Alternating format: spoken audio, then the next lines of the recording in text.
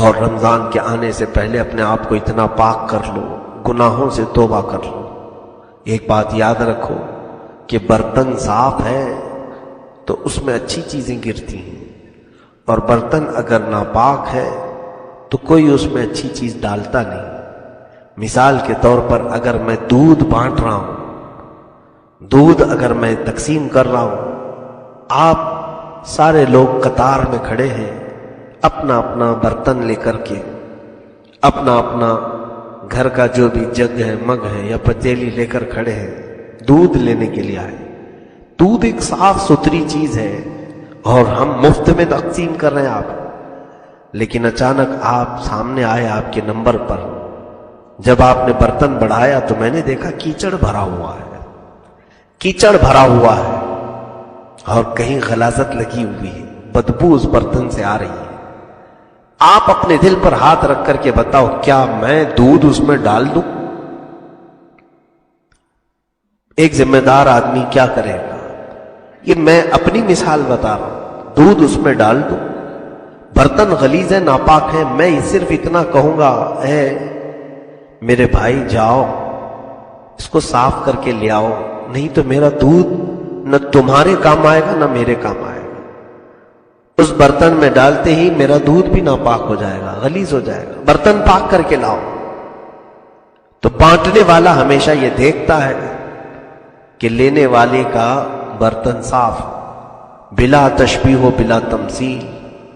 مولا تبارک و تعالیٰ کے حضور رمضان میں اتنی خیرات بانٹی جاتی، بلکہ یوں سمجھ لیں کہ رب ذوالجلال بندوں کو خود نوازنے کے لیے رمضان دیا ہے، ایک ایسا سنہری موقع دیا ہے۔ اب یہاں وہ بندے مولا تعالیٰ کی ہزار نعمتیں اور رحمتیں لے لیتے ہیں جن کے برتن صاف تھے، جن کے دل پاک تھے، جنہوں نے رمضان سے پہلے اپنے آپ کو دھل لیا تھا، پھر رمضان کی برکتوں نے انہیں بہت اعلیٰ مقام تک پہنچایا، اور جو اسی طرح سے باقی رہے اور اچانک رمضان آ گیا تو پھر ان کے برتن میں کیا گرا کیا نہیں یہ اللہ بہتر جانتا ہے۔ بس وہ وقتی طور پر رمضان والے تو ہو گئے لیکن رحمان والے بن نہیں سکے۔ اسی لیے ہم نے دیکھا ہے کہ بہت سارے رمضانی نمازی ہیں، ہم کہتے ہیں رمضانی نمازی نہیں، ربانی نمازی بنو، رحمانی نمازی بنو۔ یہ اس وقت ہوگا جب مولا تعالیٰ کی عطائیں بھرپور تمہیں مل جائیں۔ یہ میری گزارش ہے کہ رمضان کی تیاری، رمضان کی تیاری، رمضان کی تیاری، سارے لوگ یہی سمجھتے ہیں۔ رمضان کی تیاری کا مطلب کیا ہے؟ گھروں میں راشن بھر دو اور گناہ ویسے کے ویسے رہ جائیں، تم اپنے آپ کو بھی پاک کرو۔ اللہ تبارک و تعالی ہم سب کو ہدایت کاملہ عطا فرمائے۔